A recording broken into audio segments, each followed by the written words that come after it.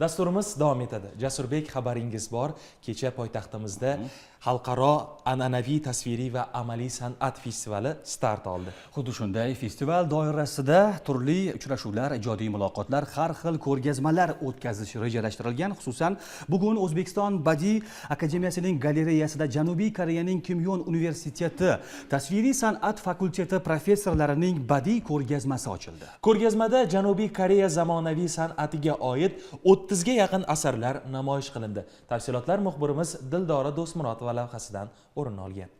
Ushbu ko'rgazmada Janubiy Koreyaning Kimyon universiteti professorlarining eng sara va turli yo'nalishlardagi san'at asarlari namoyish etilmoqda. Aytib o'tish kerak, so'nggi yillarda O'zbekiston va Janubiy Koreya o'rtasidagi hamkorlik aloqalari kuchayib bormoqda, ayniqsa san'at sohasida.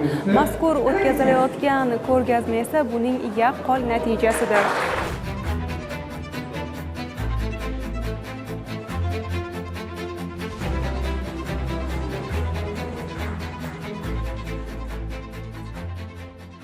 Сегодня состоялась выставка.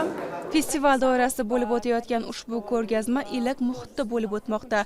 Har yili Janubiy Koreyaning Kimyon universiteti o'zining takrorlanmas va noyob loyihalari bilan xalqaro tasviriy va amaliy san'at festivalida faol ishtirok etib kelmoqda. Bu yil ham tomoshabinlar turli badiiy uslub va g'oyalarda yaratilgan ajoyib asarlarni tomosha qilishlari, rassomlarning o'ziga xos yondashuvlari bilan yaqindan tanishish imkoniga ega bo'ladilar. Bugungi ko'rgazmada ham taniqli professorlar peyzaj va animalistik janrdagi ishlar bilan qatnashmoqda. Ularning har biri o'z sohasi bo'yicha mahoratli rassom bo'lib, taqdim etilgan asarlar san'at ixlosmandlari uchun chinakam estetik zavq ulashadi. Mazkur ko'rgazma orqali tomoshabinlar koreyalik rassomlarning noyob badiiy uslublari va individual yondashuvlarini ko'rishlari, san'at orqali milliylik va dunyoviylik uyg'unligini his etishlari mumkin. Janubiy Koreyaning Kimyon universiteti bu yil 5-marotaba festival doirasida o'z loyihasi bilan ishtirok etmoqda.